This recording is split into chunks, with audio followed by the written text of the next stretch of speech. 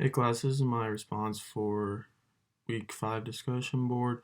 In the first question, how does the framing of cultures not our own express themselves in modern culture? So you can definitely tell that there's still a difference between Eastern and Western societies, in my opinion, like China and America. Pretty, like, even though China is still capitalist, it still has communist ideals, and we are a democratic nation, and I think that's like the most obvious answer, that our cultures are vastly different in many ways. Like, we have freedom of speech, we have a lot more freedoms, and they are very more closed off. Another example is like North Korea. They have a way different culture. They're very isolated, and they have very few freedoms.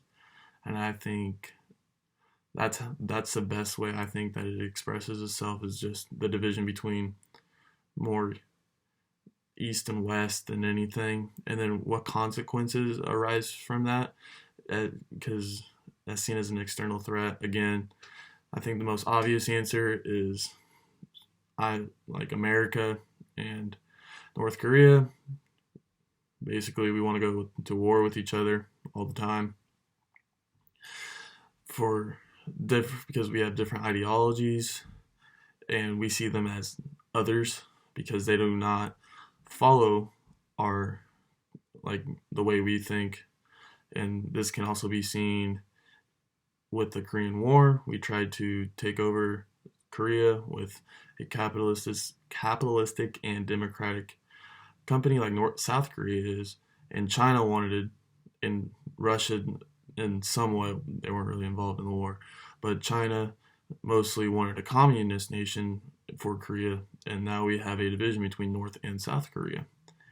And then, do you think we can create a world without create a society without opposite thinking? No.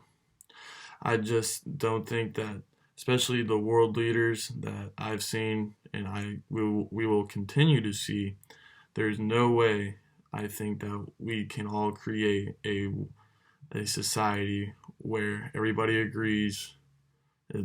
I think it's almost impossible, because I mean, humans have been on this earth for however, like, 100,000 years, 200,000 years, or however long, I really don't know. But ever since writing came, there's always been war, there's always been problems, there's always been different ideas.